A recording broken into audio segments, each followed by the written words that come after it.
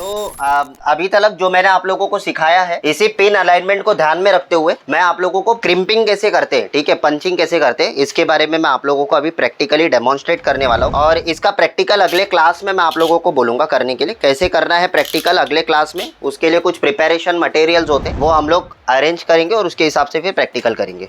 Alright, सो जैसे कि अगर आप यहाँ पर देखोगे, ठीक है, ये हमारा कैट 6 केबल है, मैंने आप लोग को बताया था, राइट। अब ये कैट 6 केबल को आपको क्या करना है, पहले तो आपको एक मेजरमेंट पे कट करना है, राइट। तो आप थोड़ा सा ज्यादा कट करोगे क्योंकि फिर बनाने में इजी होता है। तो हम लोग इतना ले रहे हैं नॉर्मली। अब इससे क्या करना है, यहाँ पर हमारे पास केबल कटर है, ठीक है, इसे बस एक बार केबल के ऊपर रोल ओवर करेंगे। जैसे एक बार रोल ओवर करोगे आप इसको निकाल दो, ये इजीली कट हो जाता है। जैसे ये देखो यहाँ पर कट हो गया। ज्यादा बार रोल नहीं करना, ज्यादा बार करोगे तो अंदर का भी जो है कंडक्टर वो कट जाएगा, समझ में आ रहा है। फिर उसके बाद में यहाँ पर एक थ्रेड होता है। ये क्यों होता है, ये थ्रेड इसलिए होता है क्योंकि इसको अगर मैं पकड़ के खींचूंगा तो ये क्या होगा, ये पूरा यहाँ से कटते चला जाएगा। तो अगर आपको इसको ज्यादा स्ट्रिप करना है तो आपको फिर इसको क्या करना है, पकड़ के नीचे खींचना है, ठीक है। कोई डाउट है तो आप पूछ सकते हो, कोई प्रॉब्लम नहीं है। कुछ पूछना है तो यहाँ पर मैं इसे कट कर दूंगा। और इसे कट करने के लिए आप क्रिम्पिंग टूल का भी सहारा ले सकते हो क्योंकि उसके अंदर भी आपको कटर मिलता है। और इसको हाथ से बिल्कुल नहीं कट करना है, अदरवाइज आपका हाथ भी डैमेज हो सकता है। अच्छा, यहाँ पर आपको क्या करना है, ये देखो बीच में आप देखोगे ना तो एक सेपरेटर मिलेगा। तो जब आप अच्छे क्वालिटी का आप कैट 6 केबल जब आप लेते हो तो आपको इसके बीच में इस तरीके से आपको व्हाइट कलर का ऐसे सेपरेटर आपको मिलता है। तो इसे काट देना है क्योंकि ये अपने काम का अभी नहीं है फिलहाल। उसके बाद में अभी क्या करना है, अभी ये जितने भी केबल है, जितने भी कंडक्टर है, इसको क्या करना है, ओपन कर लेना है इस तरीके से। तो व्हाइट ब्राउन ब्राउन मैंने ओपन कर दिया है। फिर उसके बाद में देखो कैट 6 में आप ट्विस्टिंग देखोगे ना तो बहुत ज्यादा ट्विस्टिंग होता है, ठीक है। तो इसको ओपन करने के लिए अलग अलग टेक्निक का भी इस्तेमाल कर सकते हो। जैसे बहुत सारे लोग स्क्रू ड्राइवर या पेन वगैरह का भी इस्तेमाल करके इसको ओपन करते हैं तो थोड़ा जल्दी हो जाता है। बट फिलहाल मेरे केस में मैं वो सब यूज नहीं करूंगा, मैं डायरेक्टली जो है इसको ओपन कर देता हूँ, ठीक है। क्लियर हुआ, ये हो गया हमारा। अब उसके बाद में आपको क्या करना है, आपको एक स्क्रू ड्राइवर लेना है और इसको स्ट्रेट करना है, ठीक है। जैसे आपका स्ट्रेट हो जाए फिर उसके बाद में हम जो है आगे के प्रोसेस आपको बता दें। तो जब भी आप अलाइनमेंट करोगे तो एक चीज का बहुत ध्यान रखना है आपको, ठीक है, एंड दैट इज कि आप जब भी इसकी वायरिंग करो दोनों बाजू, तो हमेशा वायरिंग के लिए आपको लेफ्ट टू राइट आपको क्या करना है, इसकी वायरिंग आपको शुरू करनी है। यानी कि कनेक्टर के अंदर जब आप पंचिंग करोगे तो आप लेफ्ट टू राइट ही जाकर आप पंच करना है, ठीक है। तो यहाँ पर मैं क्या करूंगा, नॉर्मली मैं यहाँ पर कलर सीक्वेंस को अरेंज करूंगा। तो जो हमारा कलर सीक्वेंस है ये आपको याद होना चाहिए, फील्ड के ऊपर बुक खोल के नहीं बैठना, ठीक है। तो यहाँ पर मुझे क्या करना है, व्हाइट ऑरेंज और फिर उसके बाद में वापस से इसको ऑरेंज लेना है, ठीक है। तो यहाँ पर मैं ऑरेंज ले लेता हूँ, व्हाइट ऑरेंज ऑरेंज। फिर उसके बाद में मुझे white orange orange, white green blue, फिर उसके बाद में व्हाइट ब्लू ग्रीन, फिर उसके बाद में व्हाइट ब्राउन ब्राउन। तो एकदम आराम से और अच्छी तरीके से जो है इसको अरेंज करना है, ठीक है। ये इस तरीके से हमने अरेंज कर दिया, ऑलराइट। अब अरेंज करने के बाद में इसको इकट्ठा कर लेना है, ठीक है, इस तरीके से सारे को। और फिर इसको स्ट्रेट करना है, जितना स्ट्रेट रहेगा उतना ज़्यादा बेहतर रहेगा आपके लिए काम करने के लिए, ठीक है। तो white orange orange, white green blue, white blue green, white brown brown. 10 बार नहीं, अगर आप बिगनर हो तो जितना टाइम आप चेक कर सकते हो ये कोड को चेक करते रहो।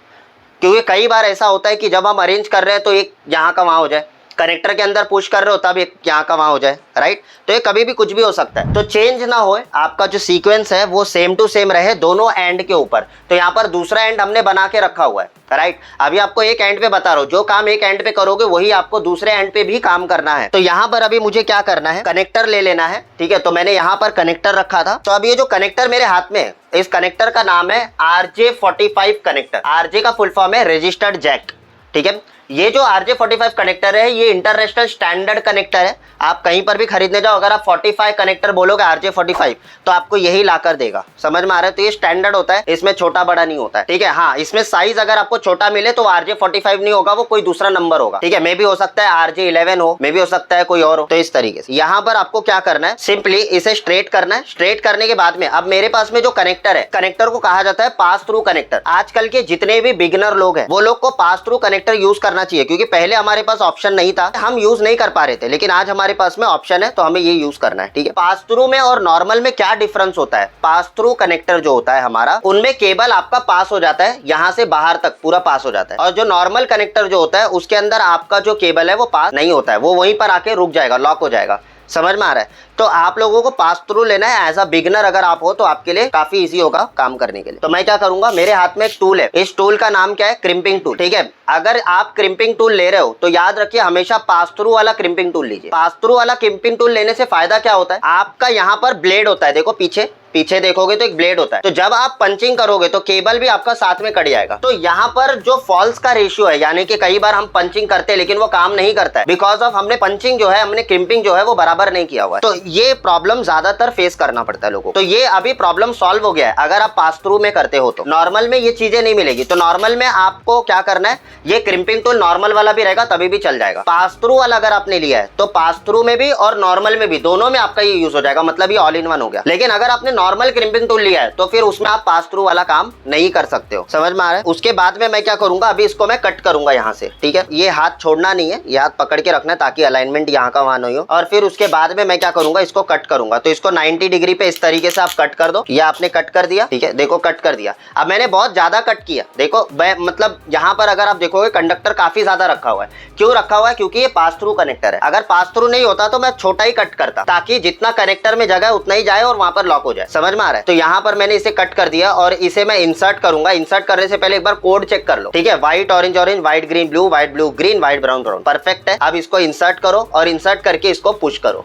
ये इस तरीके से कनेक्टर के कैसा बाहर निकल गया है केबल। तो इसीलिए इसको कहा जाता है, ये बहुत लेटेस्ट कनेक्टर है, बहुत कम टेक्नीशियंस को इसके बारे में पता है। और आप जो है अगर ये यूज करोगे तो फॉल्स होना जो चांसेस है वो खत्म हो जाता है। ठीक है, मतलब कि भाई पंच किया नहीं चला, ये सब चीजें का चांसेस खत्म हो जाता है। अब आपको क्या करना है, इसको कट करने के लिए यही क्रिम्पिंग टूल लगेगा एकमात्र। ठीक है, तो इसे हम पंच करते हैं यहाँ पर, और यहाँ से हमारे पास में देखोगे तो दो यहाँ पर होल्स आपको दिख रहे होंगे। एक होता है RJ11 के लिए, टेलीफोन का कनेक्टर होता था पहले, उसके लिए पंचिंग करना है तो यहाँ पर यूज करना है। और अगर आप मान के चलो कहीं पर IP कैमरे का काम कर रहे हो, IP कैमरे का काम कर रहे हो, इंटरनेट नेटवर्किंग कर रहे हो, कहीं पर भी कुछ भी कर रहे हो, तो उसके लिए आपको RJ45 ही लगेगा। तो ये जो RJ45 कनेक्टर है, इस कनेक्टर को इसके अंदर इंसर्ट करना है बाय पासिंग दिस केबल। ठीक है, तो पास दिस होल केबल। तो ये यहाँ पर इस तरीके से इसे पास कर दो। पास करने के बाद में आपको क्या करना है, ये इंसर्ट हो गया। जैसे ये इंसर्ट हो गया, अब आपको क्या करना है, इसे पंच करना है। देखो मैंने जैसे ही इसको पंच किया, यहाँ पर ये केबल बाकी का जो बचा हुआ था, ठीक है, एक्स्ट्रा केबल, वो कट हो गया और आपका एच से बन गया। तो इसमें गलती होने का जो संभावना है वो पूरी तरीके से खत्म हो जाए कि भाई मेरे से गलती हो जाएगी कुछ।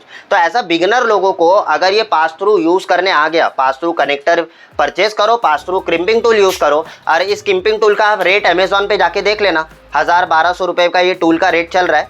ठीक है, डिपेंड करता है, अगर आप को हमारे स्टोर से खरीदना है तो आपको सस्ते में मिल जाएगा। ठीक है, तो वो अमेजोन पे रेट काफी ज्यादा होता है। अच्छा, इतना क्लियर हुआ आप लोगों को। तो दोनों बाजू हमने क्या किया, इस तरीके से पंच करके मान के चलो हमने बना दिया। अब आप लोगों को इसकी टेस्टिंग करनी होती है। ठीक है, तो टेस्टिंग करने के लिए हमारे पास में लैंड टेस्टर है। ठीक है, ये D-Link का ब्रांडेड लैंड टेस्टर है। ठीक है, और आपको यही टेस्टर फील्ड के ऊपर भी यूज करना है। याद रखिए जब भी आप लैंड टेस्टर यूज करो तो इसका बैटरी आपका 100% चार्ज होना चाहिए। ठीक है, अगर पीछे बैटरी लगता है, यहाँ पर देखो, अगर बैटरी चार्ज नहीं है या आप एवर रेडी या कोई और ब्रांड आप यूज कर रहे हो, ठीक है, तो कई बार बैटरी की वजह से भी रिजल्ट नहीं दिखाता है बराबर। तो आपको क्या करना है, वो बैटरी चेंज कर लेना है। या तो फिर ड्यूरासेल का बैटरी यूज करो, ज्यादा बेटर रहेगा। तो 6 महीना साल भर आराम से चल जाता है। ठीक है, अब यहाँ पर आपको क्या करना है, ये 2 पार्ट में मिलता है इस तरीके से। मान के चलिए वायर आपका सीलिंग के अंदर है, मान के चलिए ऐसे सीलिंग के अंदर वायर है, तो आप कैसे टेस्ट करोगे। ठीक है, तो आपको क्या करना है, एक वहां पर लगाना है जहां पर आपका डिवाइस नंबर 1 होगा, वहां पर लगाना है। पकड़ो एक बार। ठीक है, ये डिवाइस नंबर 1 पे लग गया, और एक मैं कहां पर लगाऊंगा, डिवाइस नंबर 2 पे लगाऊंगा। ठीक है, और ये दोनों मान के चलो सीलिंग के अंदर है, तो दोनों सेपरेट जगह पे हो गया। तो आपको दोनों जगह पर जाकर आपको सीक्वेंस चेक करना है कि सीक्वेंस लाइट जो जल रही है वो सीक्वेंस बाय सीक्वेंस जल रहा है या नहीं। अगर सीक्वेंस बाय सीक्वेंस लाइट नहीं जल रहा है, इसका मतलब केबल आपने गलत पंच किया हुआ है, आपको ध्यान देने की जरूरत है। तो मैं यहाँ पर स्टार्ट करूंगा और इसके अंदर देखो 1 2 3 4 5 6 7 8, मतलब परफेक्ट जल रहा है। ये देखो 1 2 3, तो थोड़ा स्लो करता हूं मैं ताकि आपको दिखे स्लोली। 1 2 3 4 5 6 7 और फिर उसके बाद में 8। तो इस तरीके से परफेक्टली हमारा लाइट जलता है। मैं पास करता हूँ, आप लोग लाइटिंग देख के पीछे पास कर दो। क्लियर हुआ यहाँ तक, समझ में आया ना। तो मैं एक बार आप लोगों को गूगल के ऊपर भी जाकर यहाँ पर बता देता हूँ कैसे होता है। तो गूगल पर जाएंगे, यहाँ पर हम लिखेंगे पास थ्रू। ये देखिए, ये आपका क्रिम्पिंग टूल है, और इस क्रिम्पिंग टूल के अंदर आप देखोगे ये यहाँ पर फोटो देखो कैसा है। ठीक है, तो इसी तरीके से यहाँ पर ध्यान दो सभी लोग। तो ये जो आपका क्रिम्पिंग टूल है, ये पास थ्रू वाला मॉडल है, कनेक्टर भी पास थ्रू वाला होना चाहिए। और ये जब भी आप कट करोगे तो एकदम एच से कट होगा, तो जो एक्स्ट्रा वाला कंडक्टर बचा हुआ है, जो एक्स्ट्रा वायर बाहर निकला हुआ है, वो वहीं से कट जाएगा।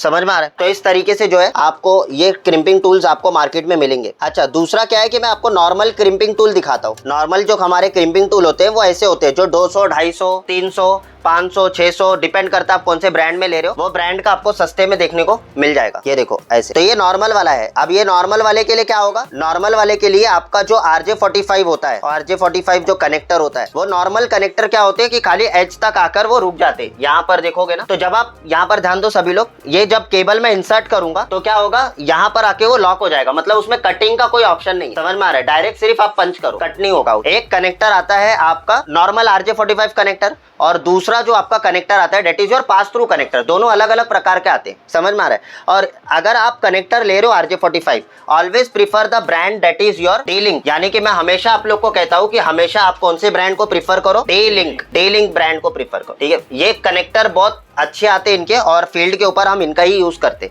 प्रैक्टिस और प्रैक्टिकल करने के लिए कोई भी कनेक्टर यूज कर लो, कोई प्रॉब्लम नहीं है। लेकिन D-Link का जो कनेक्टर होता है बल्क में लोगे तो सस्ते में मिल जाएगा। अगर आप 1-2 लेने जाओगे तो 5-10 रुपए तक लोग देते, समझ में आ रहा है। तो डिपेंड करता है, बल्क में लोगे तो आपको थोड़ा सस्ते में मिल जाता है। 100 का पैकेट आता है। यहाँ तक क्लियर हुआ सबको? ये केबल के ऊपर और सारी चीजें देख लिया सबने टूल को। वो BNC है, फीमेल BNC ऐसा है। तो वो जब आपको कोएक्सियल केबल को टेस्ट करना है तो उससे टेस्ट किया जा सकता है।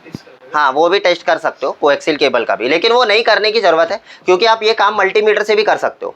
ऐसा है। तो अगर आपके पास मल्टीमीटर है तो 2 कोर को टेस्ट करने के लिए इतना बड़ा क्रिम्पिंग टूल लेने के, आपको ये जो लैंड टेस्टर है वो लेने की जरूरत नहीं है। तो क्लियरिटी बढ़ाने के लिए बलून सिस्टम क्या है? क्लैरिटी बढ़ाने के लिए बलून कनेक्टर नहीं होता है। बलून देखो, कैमरे का जो रिजोल्यूशन होता है, अगर 2 मेगापिक्सल का कैमरा है तो 2 मेगापिक्सल का ही रिजोल्यूशन देगा, 4 मेगापिक्सल नहीं कर देगा, समझ में आ रहा है। बलून कनेक्टर जो होता है वो आपके अनबैलेंस सिग्नल को बैलेंस करने के काम में आता है। कई बार आपने देखा होगा वीडियो इंटरफेरेंस का प्रॉब्लम आता है, जिसके वजह से क्या होता है, लाइनिंग्स वगैरह के प्रॉब्लम्स आपको देखने को मिलते हैं। स्क्रीन के ऊपर कुछ डॉटेड आपको नजर आते हैं स्क्रीन के ऊपर, ठीक है। तो ये सब जो इमेजेस होते हैं जहाँ पर आपको वीडियो क्वालिटी के अंदर प्रॉब्लम आ रहा है, ठीक है, तो उस वीडियो क्वालिटी को सही करने के लिए जो इंटरफेरेंस हो रहा है, ठीक है, उसको सही करने के लिए आप बलून कनेक्टर यूज करो। तो ज्यादा देर ये प्रॉब्लम लॉन्ग डिस्टेंस पर फेस करने को मिलता है, ठीक है, क्योंकि वहां पर वीडियो सिग्नल जो होता है उसकी जो फ्रीक्वेंसी होती है वो वीक होते चली जाती है जैसे जैसे आप लॉन्ग डिस्टेंस पर लेकर जाओगे, ये प्रॉब्लम्स आते हैं। तो उसके लिए हम लोग वीडियो बलून कनेक्टर यूज करते हैं for analog camera, not for IP camera. IP में ये सब यूज नहीं होता है, वो एनालॉग के पार्ट है।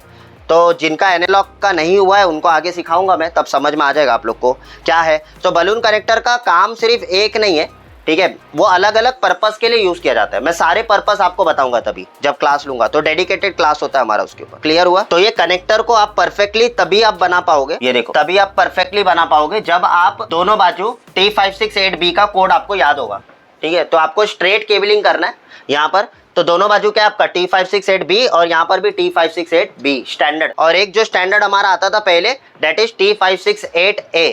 तो आप ये भी स्टैंडर्ड यूज कर सकते हो, लेकिन दोनों बाजू सेम ही रखना पड़ेगा। अगर एक साइड A रखा दूसरे साइड B रखा तो क्या हो जाएगा, क्रॉस हो जाएगा। समझ में आ रहा है? तो हमारे जितने भी अभी लेटेस्ट स्विचेस आ रहे हैं उन सारे स्विचेस के अंदर एक फीचर होता है ऑलरेडी, ठीक है, यानी कि हमारा एक स्विच से दूसरे स्विच को जब आप कनेक्ट करते हो, दोनों सेम डिवाइस है। कई बार लोग मुझे पूछते हैं कि सर ये दोनों सेम डिवाइस है तो इसमें क्रॉस करना चाहिए, क्योंकि जब भी सेम डिवाइसेस होते हैं तब हम क्रॉस केबलिंग यूज करते हैं। तो हमारे स्विच के अंदर हमें क्यों नहीं करना पड़ता है, क्योंकि मैंने आपको बोला हमारे स्विच के अंदर एक फीचर होता है जिसको हम कहते हैं auto MDIX, medium inter dependent, ठीक है, इंटरफेस। तो ऑटो MDIX, ये देखो, तो ये मीडियम डिपेंडेंट इंटरफेस जो है आपका, ये क्या काम करता है, ये आपका ऑटोमेटिकली अलाइन कर लेता है ट्रांसमिशन और रिसीवर, ठीक है, वो ऑटोमेटिक अलाइन करता है। तो खैर ये एक अलग सब्जेक्ट और टॉपिक है, जब हम आगे थोड़ा सा फ्री टाइम मिलेगा तो मैं आपको कुछ एक्सप्लेन करूंगा उसमें। क्लियर हुआ यहाँ तक आप लोगों को? और नोट किया सब?